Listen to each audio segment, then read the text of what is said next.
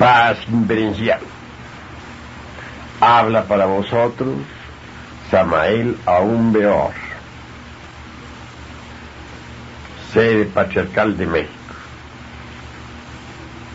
Nuestro tema, la meditación.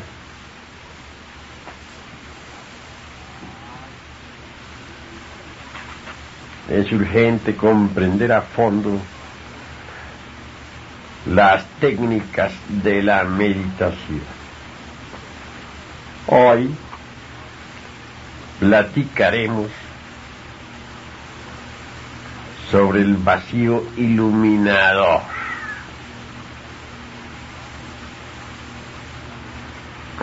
Al iniciar este tema, me veo obligado a narrar por mí mismo y en forma directa lo que sobre el particular he podido verificar directamente.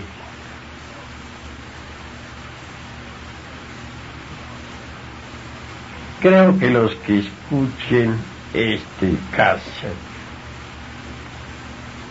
estén informados sobre la maravillosa ley de la reencarnación, pues en ella fundamento el siguiente relato.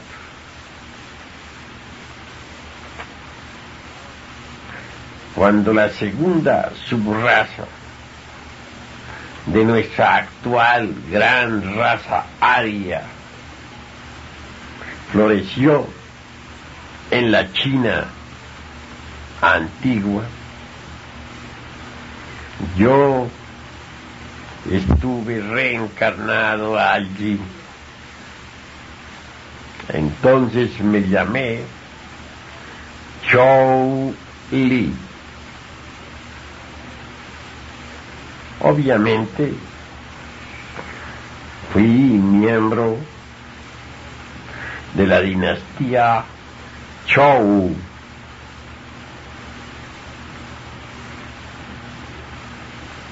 En aquella existencia me hice miembro activo de la Orden del Dragón Amarillo, y es claro que en tal orden pude aprender claramente la ciencia de la meditación.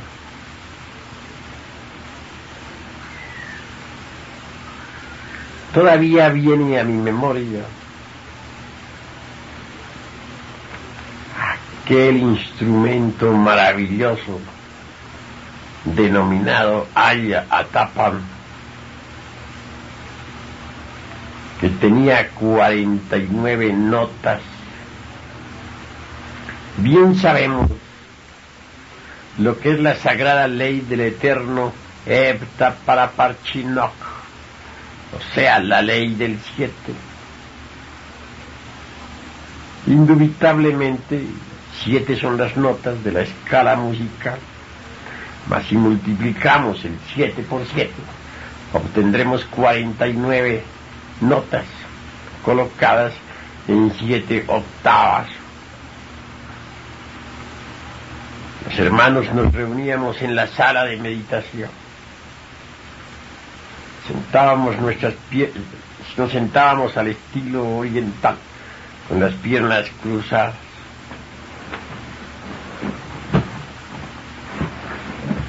Poníamos las palmas de las manos en forma tal que la derecha quedaba sobre la izquierda. Nos sentábamos en círculo en el centro de la sala. Cerrábamos nuestros ojos y enseguida poníamos mucha atención a la música que cierto hermano brindaba al cosmos y a nosotros. Cuando el artista hacía vibrar la primera nota si estaba en do, todos nos concentrábamos. Cuando hacía vibrar la siguiente nota, en re, la concentración se hacía más profunda. Luchábamos con los diversos elementos subjetivos que en nuestro interior cargamos. Queríamos recriminarlos, hacerles ver la necesidad de guardar un silencio absoluto. No está de más recordarles a ustedes, queridos hermanos, que esos elementos indeseables constituyen el ego, el yo, el mí mismo, el sí mismo. Son a modo de entidades diversas, personificando errores. Cuando vibraba la nota mi, penetrábamos en la tercera zona del subconsciente y nos enfrentábamos a la multiplicidad, pues, de esos diversos agregados psíquicos que en desorden bullen dentro de nuestro interior, que impiden la quietud y el silencio de la mente. Recriminábamos, tratábamos de comprenderlo. Cuando lo conseguíamos, penetrábamos aún más hondo en la nota fa. Es obvio que nuevas luchas nos esperaban con tal nota. Pues amordazar a todos esos demonios del deseo que uno lleva adentro no es tan fácil. Obligarles a guardar silencio y quietud no es cosa sencilla. Pero con paciencia lo lográbamos. Y así proseguíamos con cada una de las notas de la escala musical. En una octava más elevada proseguíamos con el mismo esfuerzo. Y así, poco a poco, enfrentándonos a los diversos elementos inhumanos que en nuestro interior cargábamos, lográbamos por fin amordazarlos a todos en los 49 niveles del subconsciente. Entonces la mente quedaba quieta y en el más profundo silencio. Ese era el instante en que la esencia, el alma, lo más puro que dentro tenemos, se escapaba para experimentar lo real. Así penetrábamos en el vacío iluminador. Así el vacío iluminador hacía irrupción en nosotros. Y moviéndonos en el vacío iluminador, lográbamos conocer las leyes de la naturaleza en sí mismas, tal cual son, y no como aparentemente son. En este mundo tridimensional de Euclides solo se conocen causas y efectos mecánicos, mas no las leyes naturales en sí mismas. Mas en el vacío iluminador, ellas son ante nosotros como realmente son. Podíamos percibir en ese estado, con la esencia, con los sentidos superlativos del ser, las cosas en sí, tal cual son. En el mundo de los fenómenos físicos, solamente percibimos en realidad la apariencia de las cosas, ángulos, superficies. Nunca un cuerpo entero en forma integral. Y lo poco que percibimos es fugaz. Nadie podría percibir qué cantidad de átomos, por ejemplo, tiene una mesa o una silla, etcétera. Empero en el vacío iluminador percibimos las cosas en sí, tal cual son, integralmente.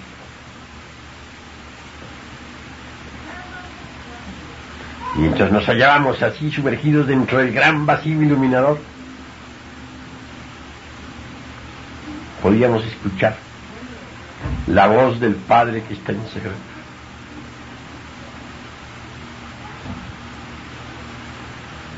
Indubitablemente, en ese estado, nos hallábamos en lo que se podría denominar arrobamiento o éxtasis. La personalidad quedaba en estado pasivo, sentada ya en la sala de la meditación. Los centros emocional y motor se integraban con el centro intelectual, formando un todo único, receptivo, de manera que las ondas de todo aquello que vivenciábamos en el vacío, circulando por el cordón de plata, eran recibidas por los tres centros: intelectual, emocional, motor. Repito, cuando el Shamadhi concluía, regresábamos al interior del cuerpo, conservando el recuerdo de todo de todo aquello que habíamos visto y oído. Sin embargo, he de decirles que lo primero que hay que dejar para poder sumergirse uno por largo tiempo en el vacío iluminador es el miedo. El yo del temor debe ser comprendido. Ya sabemos que su desintegración se hace posible suplicando a la Divina Madre Kundalini en forma vehemente. Ella eliminará tal yo. Un día cualquiera, no importa cuál, hallándome en el vacío iluminador, más allá de la personalidad, del yo, de la individualidad, sumergido en eso que podríamos decir el lo, aquello.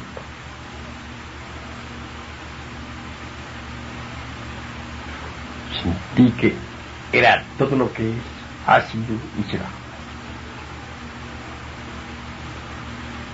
Experimenté la unidad de la vida, libre en su movimiento. Entonces era la flor, era el río que cristalino corre entre su lecho de roca, cantando con su lenguaje delicio. Era el ave que se precipita en los fondos insondables. Era el pez que navega deliciosamente entre las aguas. Era la luna, eran los mundos, era todo lo que es, así y será.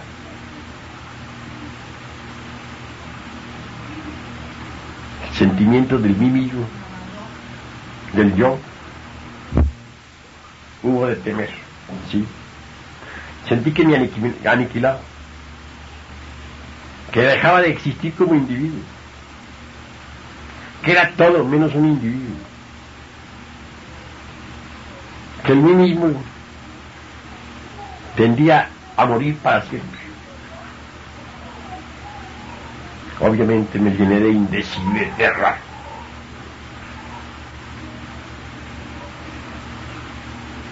Y volví a la forma. Nuevos esfuerzos me permitieron entonces la irrupción del vacío iluminador otra vez, y volví a sentirme confundido con todo, siendo todo, como persona, como yo, como individuo, había dejado de existir. Este estado de conciencia se hacía cada vez más y más profundo, en tal forma que cualquier posibilidad para la existencia separada, para la existencia individual, tendía definitivamente a desaparecer. No pude resistir más. Volví a la forma. Un tercer intento, tampoco lo pude resistir. Volví a la forma. Desde entonces sé, para experimentar el vacío iluminado, que para sentir el Tao en sí mismo, se necesita eliminar el yo del temor. Eso es indubitable.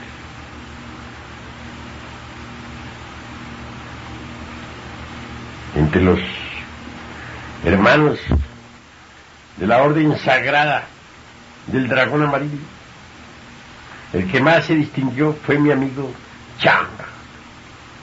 Hoy vive él en uno de esos planetas del Cristo, donde la naturaleza no es perecedera y jamás cambia. Pues hay dos naturalezas: la perecedera, cambiante, mutable, y la imperecedera, que jamás cambia, es inmutable. Los planetas del Cristo existe la naturaleza eterna e imperecedera e inmutable, y vive en uno de esos mundos del Señor.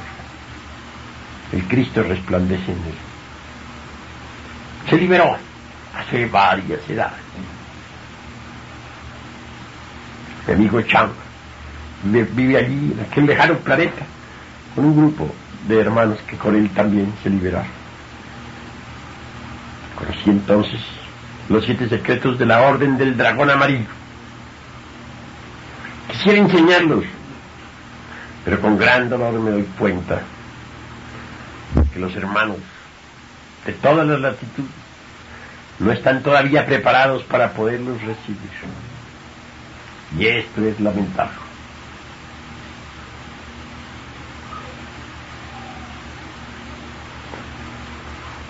También sé que hoy por hoy no es posible utilizar los 49 sonidos del Ayatapal, porque ese instrumento musical ya no existe.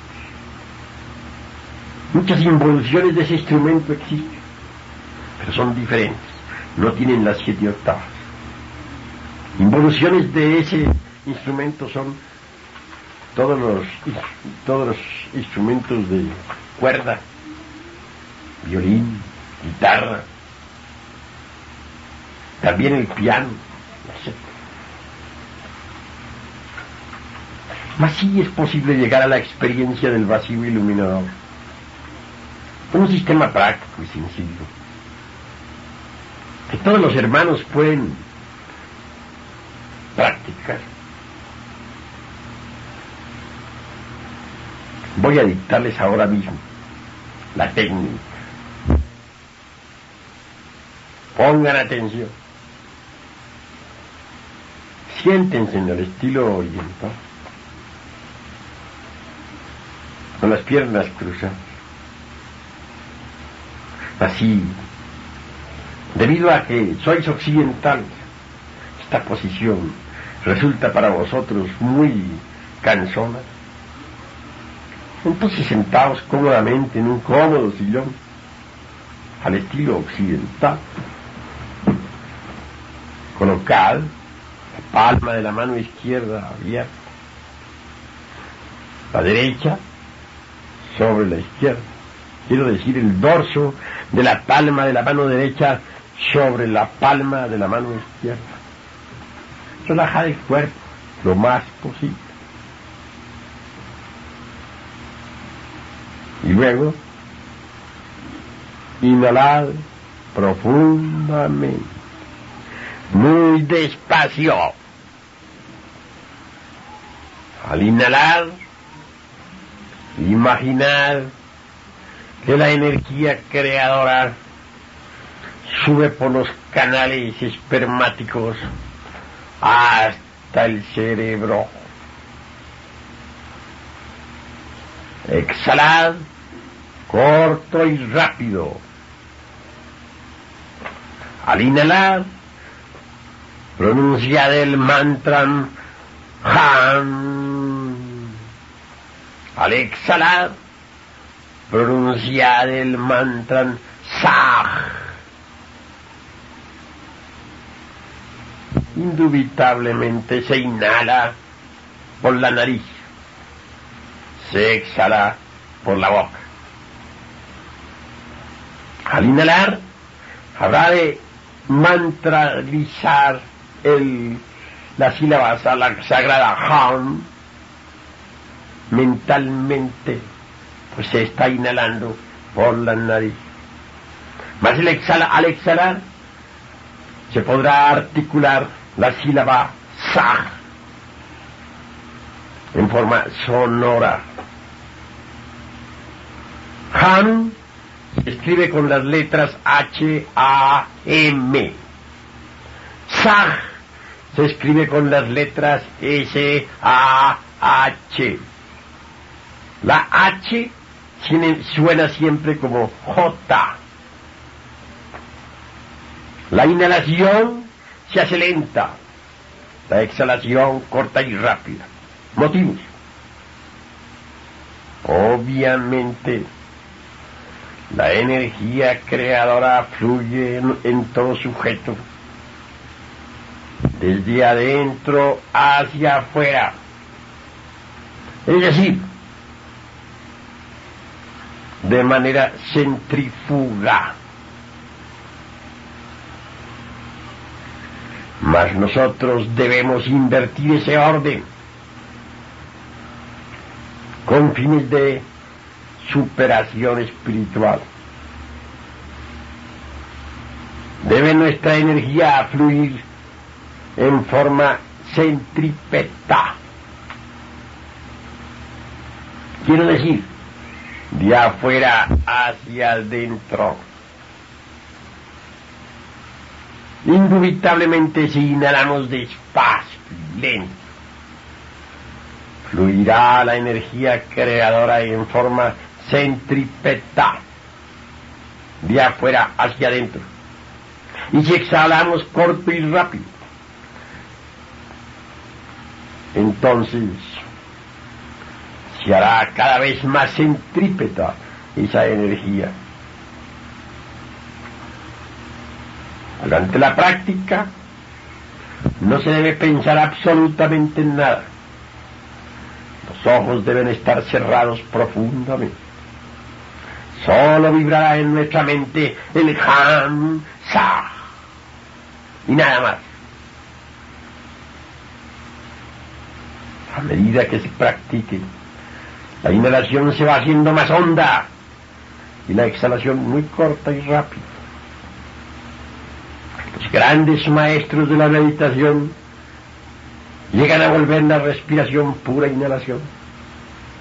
Y entonces, aquella queda en suspenso. Imposible esto para los científicos, pero real para los místicos. Y en tal estado el maestro participa del Nirvikalpa Samadhi o del Mahasamadhi. Viene la irrupción del vacío iluminador. Se precipita en ese gran vacío donde nadie vive y donde solamente se escucha la palabra del Padre que está en secreto.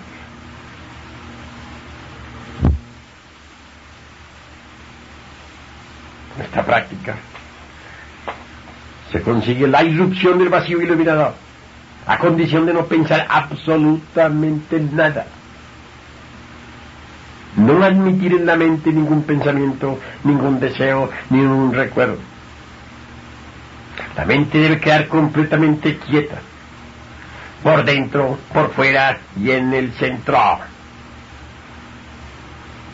Cualquier pensamiento, por insignificante que sea, es óbice para el Samadhi, para el éxtasis.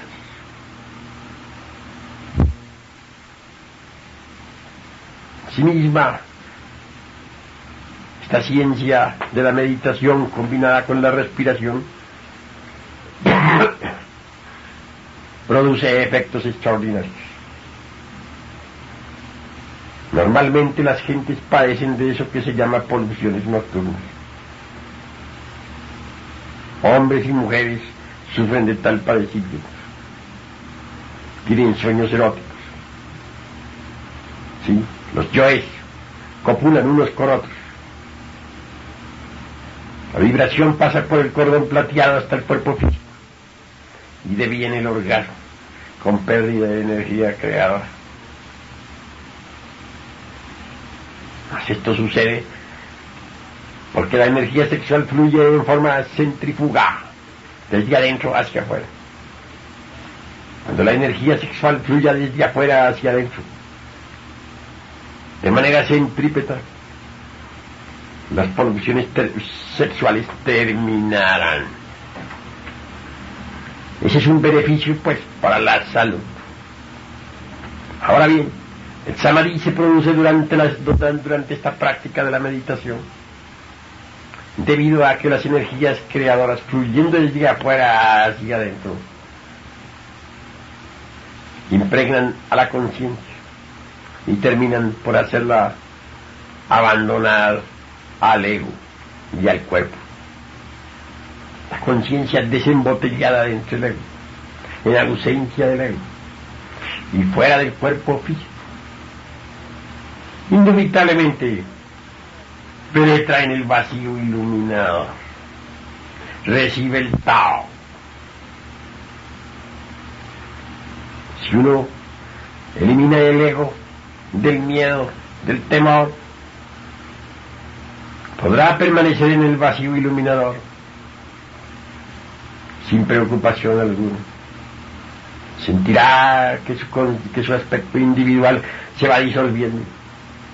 Se sentirá vivir en la piedra y en la flor, en la estrella lejana y en el ave cantora de cualquier mundo planetario.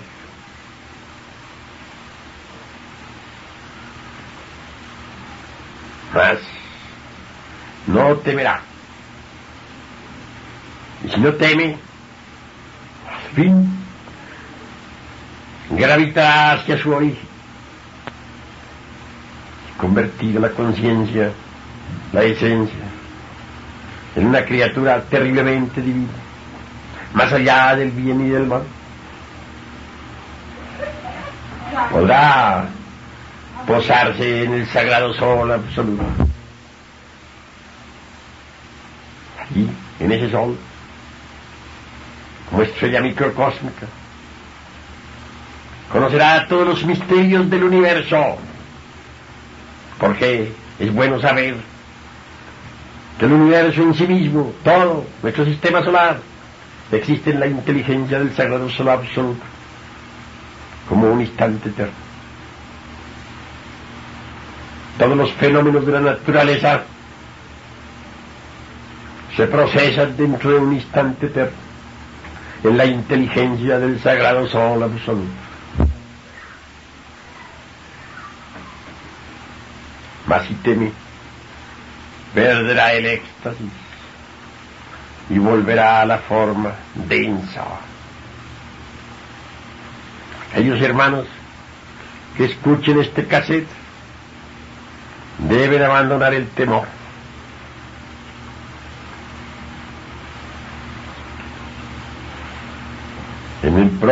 A la vuelta del cassette continuaré con estas explicaciones. Punto y aparte.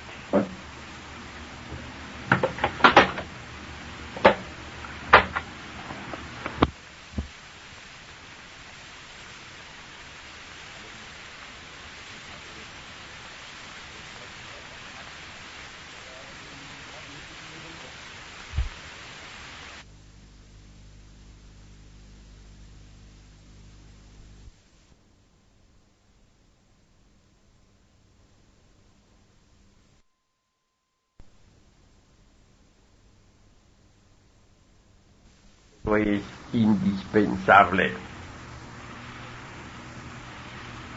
Hansa es el gran aliento. Hansa es nuestra alma. Hansa es también un mantra que transmuta las energías creadoras. La meditación combinada con el tantrismo es formidable. Hansa es la clave.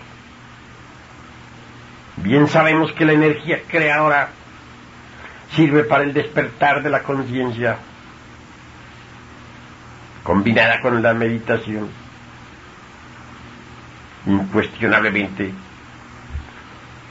saca a la conciencia de entre el elemento ego y se la absorbe en el vacío iluminador.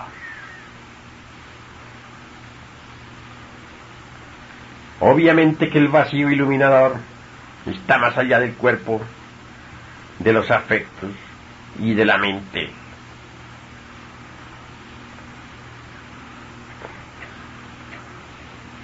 En una sala de meditación zen en el oriente, un monje le preguntó a un maestro ¿cuál es el vacío iluminador? Dicen los textos zen que el maestro le dio una patada al discípulo en el estómago y que éste cayó privado. Después el discípulo se levantó y abrazó al maestro. Gracias, maestro. He experimentado el vacío iluminador.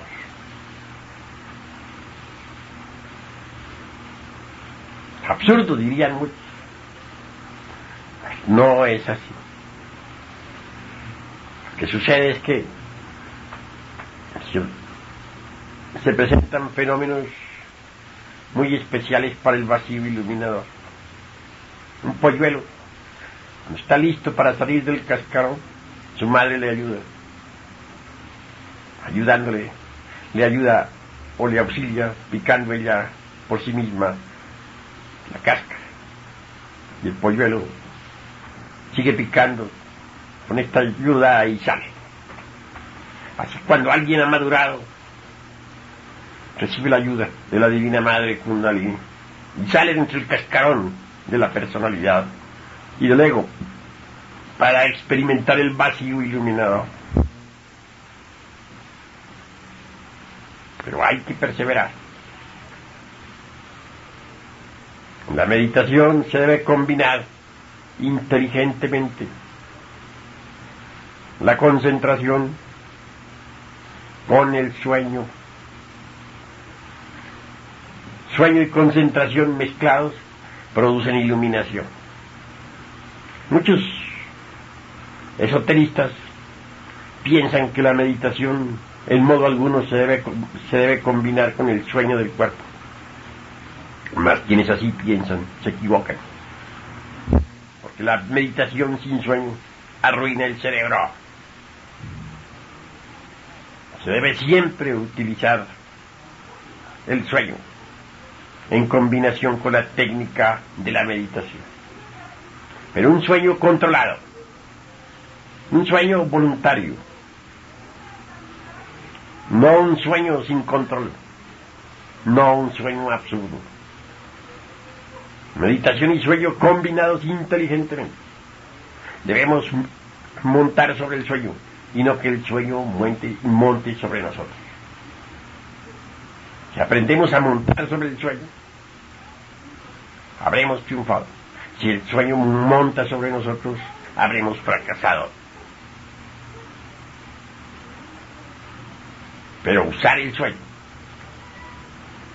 la meditación, repito, combinada con el sueño y la técnica, llevará a nuestros estudiantes al samadhi, a la experiencia del vacío iluminado.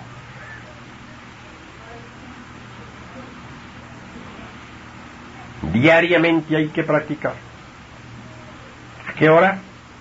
En el instante en que nos sintamos con el ánimo de hacerlo. Muy especialmente cuando nos sintamos con sueño.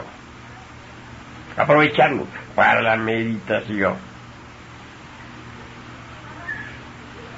Si los discípulos siguen estas indicaciones, podrán un día recibir el Tao, podrán experimentar la verdad.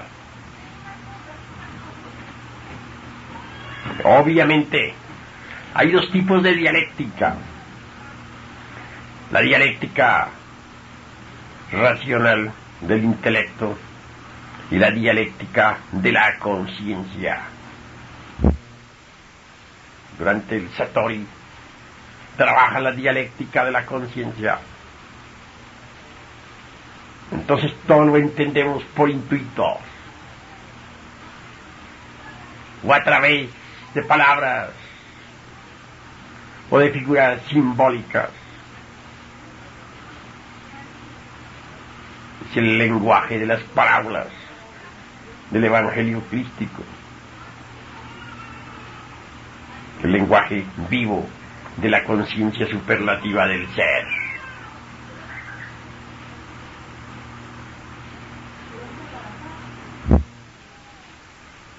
En el Zen, por ejemplo, la dialéctica de la conciencia se adelanta siempre a la dialéctica del raciocinio. A un monje Zen se le preguntó: ¿por qué Bodhidharma vino del oeste? Respuesta: el ciprés está en el centro del jardín. Cualquiera diría que esto no guarda concordancia alguna, mas sí la guarda. Es una respuesta que se adelanta a la dialéctica de la razón. Sale de la esencia. El ciprés, el árbol de la vida, están en todas partes. No importa el oriente ni el occidente. Ese es el sentido de la respuesta.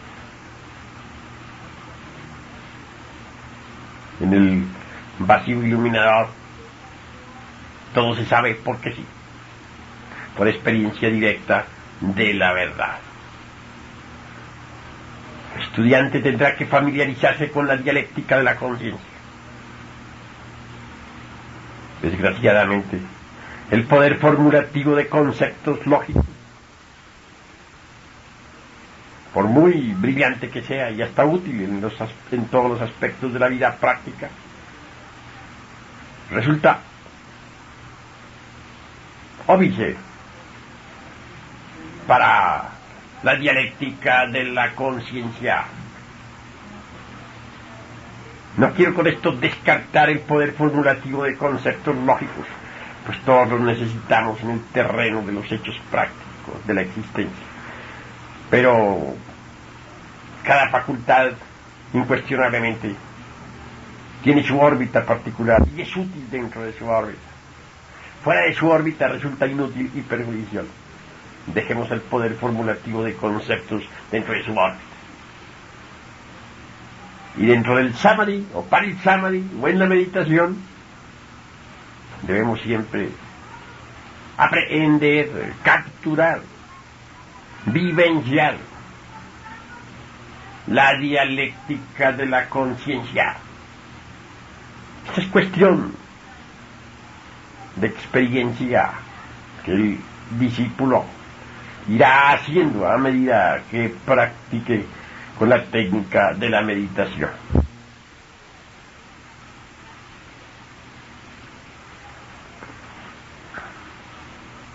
El camino de la meditación profunda implica mucha paciencia. Los impacientes jamás lograrán triunfar. No es posible vivenciar la experiencia del vacío iluminado en tanto exista en nosotros la impaciencia.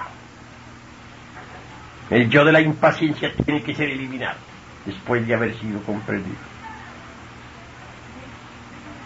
Que se entienda esto con claridad. Si así se actúa, se recibirá el Tao. Eso es obvio.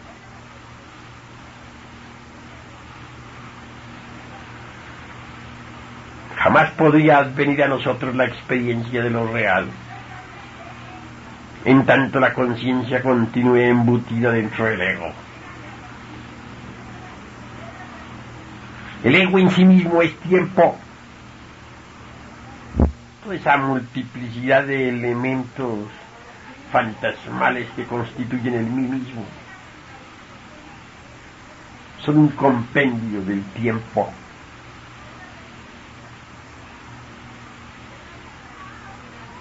La experiencia del vacío iluminador es la antítesis. Resulta atemporal. Está más allá del tiempo y de la mente.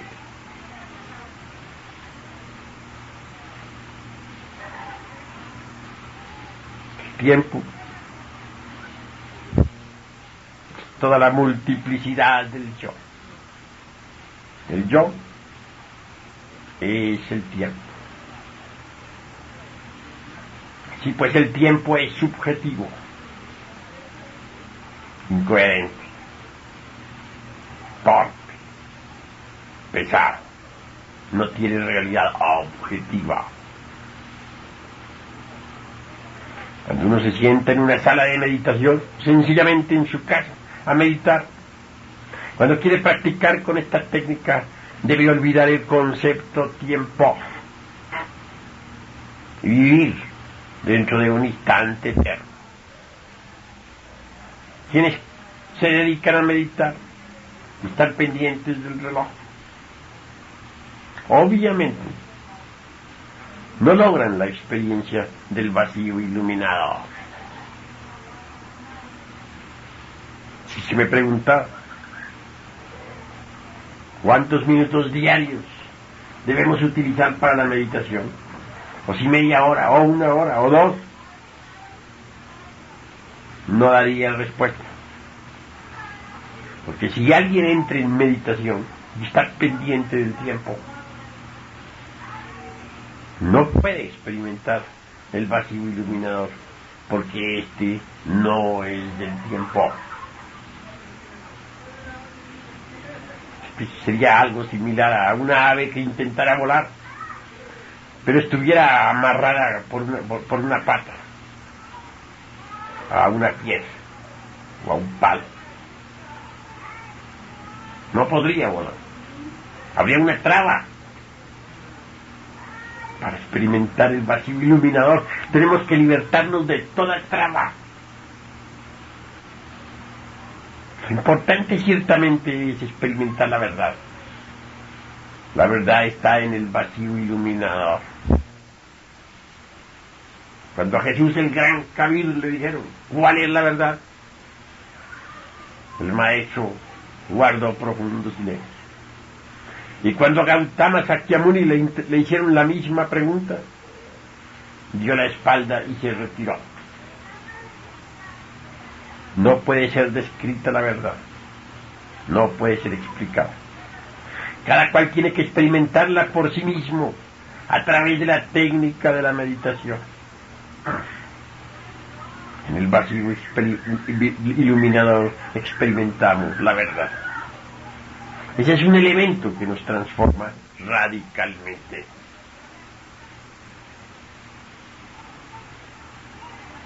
Hay que perseverar, hay que ser tenaces. Puede que en principio no logremos nada, pero a medida que vaya pasando el tiempo, sentiremos que nos vamos haciendo cada vez más profundos. Y al fin un día cualquiera irrumpirá en nuestra mente la experiencia del vacío iluminado.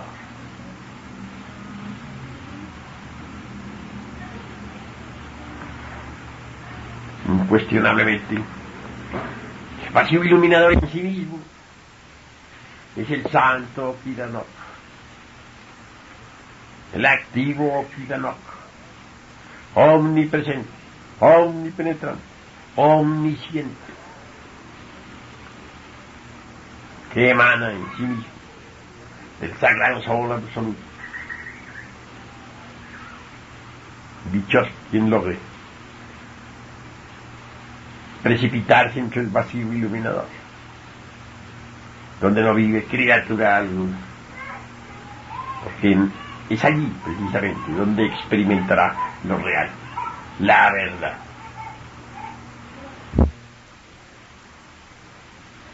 Perseverancia se hace indispensable. Diariamente hay que trabajar a fondo hasta conseguir el triunfo total. Resulta prodigioso la experiencia de la verdad a través de la meditación. Quien ha experimentado la verdad se siente con fuerza para perseverar en el trabajo sobre sí mismo. Brillantes autores han hablado sobre el trabajo sobre el sí mismo, sobre el yo, sobre el mí mismo. Y es obvio que han hecho bien en haber hablado así. Se han olvidado algo: la experiencia de la verdad. En tanto uno no haya experimentado lo real,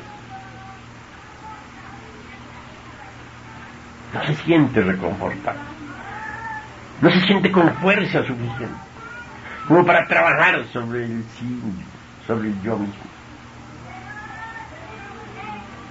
Cuando uno de verdad ha pasado por tal experiencia mística,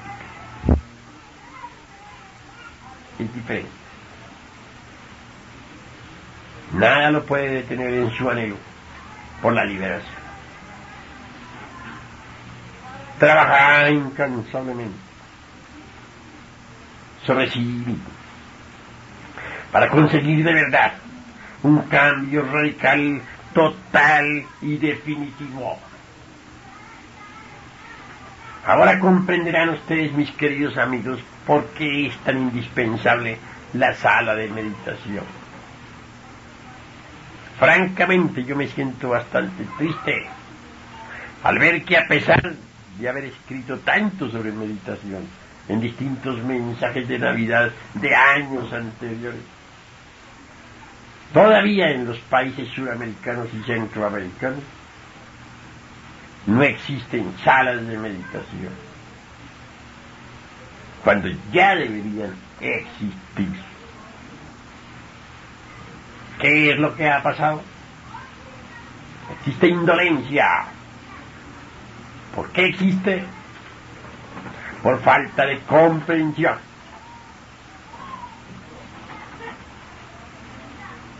Se hace indispensable entender: el pobre animal intelectual equivocadamente llamado hombre necesita aliento, necesita algo que lo anime en la lucha, estímulos para el trabajo sobre sí mismo. Sé que el pobre animal intelectual es débil por naturaleza y se encuentra colocado en una situación completamente desventajosa. El ego es demasiado fuerte y la personalidad terriblemente débil. Dejado así solo, apenas si puede caminar. Necesita de algo que lo anime al trabajo. Necesita de un apoyo íntimo. Esto solamente es posible mediante la meditación. No quiero decir que todos de un solo golpe de hoz vayan a experimentar el vacío iluminador. Obviamente hay que llegar a esa experiencia a través de distintos grados. El devoto irá sintiendo cada vez más el impulso íntimo del ser. Tendrá diversas vivencias, más o menos lúcidas.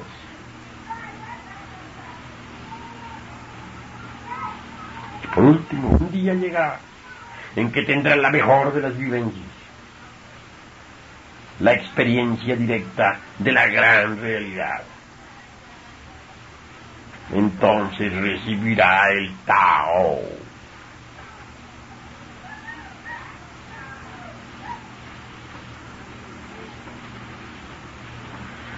Que aquellos que escuchen este cassette sopesen bien mis palabras, que las reflexionen. No basta sencillamente escuchar, hay que saber escuchar, y esto es diferente. Pero el que escucha la palabra y no la hace, dice el apóstol Santiago en la Epístola Universal, se parece al hombre que se mira en el espejo y luego da la espalda y se va.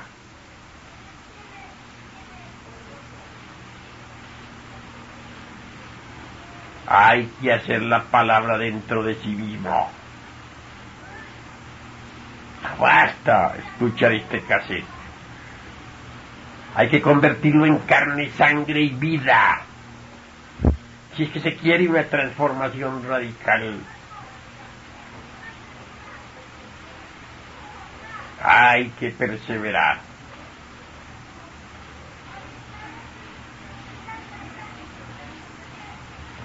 Hasta aquí mis palabras. Paz invencial.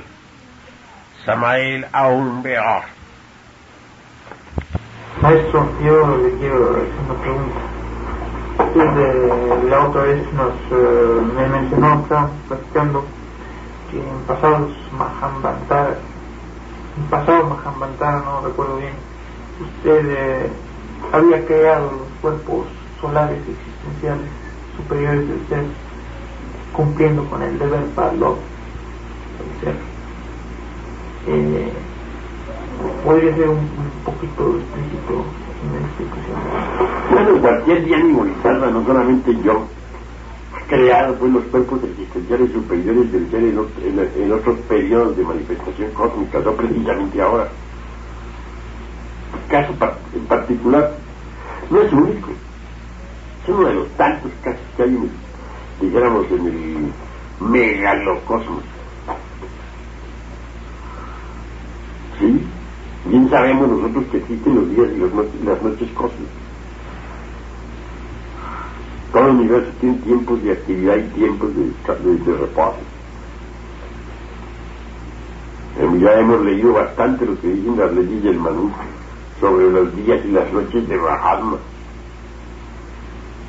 Eso es obvio. Bien, que yo haya creado los cuerpos existenciales superiores del ser en un mundo ya desaparecido, eso no tiene nada de raro ni extraño. Que les di forma, les di vida, los puse en la existencia, la misma forma que ustedes pueden hacerlo aquí en el planeta Tierra. Lo único es que mis cuerpos existenciales pues no son creados en el planeta Tierra. Por lo tanto, como hombre interior no soy del planeta Tierra. En el planeta Tierra soy un extranjero. Eso es obvio. Soy original, dijéramos, de otro planeta. En cuanto a mi gurú, ¿qué fue el que me instruyó? En un mundo antiquísimo. Le venero profundamente. Él, del fondo, es el autor de todas las partes autorrealizadas e independientes, autónomas de mi propio ser. Por lo tanto, le venero. Gracias a él pude conocer la ciencia que me permitió crear los cuerpos existenciales superiores del ser. ¿Alguna otra pregunta? Maestro, no sé si sabemos algo sobre la entropía. ¿Y qué decimos sobre la entropía? Es algo que está a la vista. Tú pones una marmita llena de agua caliente junto a una marmita llena de agua fría, veréis cómo se precipita la entropía. Hay un intercambio de calor y de frío y por último triunfa la entropía y ambas quedan igual. Millones de personas actualmente, por ejemplo, están metidas dentro del camino de la entropía. Como no trabajan sobre sí mismas, cada día se vuelven más imbéciles, la mente se les va atrofiando, los centros de la máquina orgánica cada vez están más degenerados, ya no les trabajan todas las áreas del cerebro, y al fin llegará el día en que la ley de la entropía los igualará a todos allá abajo, en el Tártarus. ¿No se han fijado ustedes cómo iguala la entropía a la gente? Alguien lo pueden enterrar en un ataúd de oro y a otro en un ataúd de madera. Y ahí, por muy bonitas que sean las sepulturas, a la larga quedan iguales, tan huesudos el uno como el otro. La pelona a todos los iguala. Eso es obvio. Eso es la entropía. Estos humanoides que pueblan la paz de la tierra, estos bípedos tricerebrados o tricentrados, un día serán todos iguales, degenerados e incapaces. Igual apenas se distinguirá el uno del otro. Observemos la tierra. Dicen que cada día va andando más despacio, es decir, que la rotación sobre su eje se hace cada vez más lenta, debido pues a las altas mareas y al roce de las aguas, ¿no? Por otra parte, el sol dicen que se va enfriando. No pienso yo así, pero sí digo que conforme la atmósfera terrestre se vaya enrareciendo, ha perdido la capacidad para analizar y descomponer los rayos del sol en luz y calor. La luna, a paso que vamos, se irá alejando y disminuye la velocidad de rotación. ¿Sí se piensa? Sí, yo creo que sí. Eso es entropía. Un día la Tierra esta será otra luna más. La entropía la habrá igualado. Por de pronto veámosla cómo está marchando toda bajo la ley de la entropía. ¿Cómo se encuentra? Mares que ya están pues convertidos en basureros, peces muriendo, ríos contaminados, pues mueren las criaturas, la atmósfera contaminada por el smog, los frutos de la tierra adulterados. Eso es obvio. Los pseudosapientes que todos se lo saben han acabado con los frutos verdaderos de la tierra. Ahora ya no encuentra uno ni manzanas para comer, le toca tragar perones. Naranjas de California, de millas, hacen visto cosas más estúpidas. Todo, ahí la ley de la entropía. Los aviondos satisfechos de su sabiduría, sin saber que lo que han hecho es degenerar a los vegetales, hacerlos marchar por el camino de la entropía. Paso que vamos, las tierras se van volviendo estériles y las explosiones atómicas acaban de hacer su agosto. De proseguir así, un día la tierra quedará igualada. Eso será otra luna. Afortunadamente, la sabiduría, dijeron los del tío Merton-Malovo, lo tiene todo muy bien calculado. Ya sabemos nosotros que solo mediante la transformación es posible vencer a la ley de la entropía.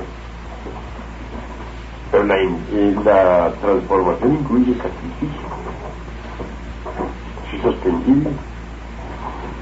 Por ejemplo, si uno sacrifica el deseo sexual, esa fuerza transformada en otra cosa, cristaliza el poder.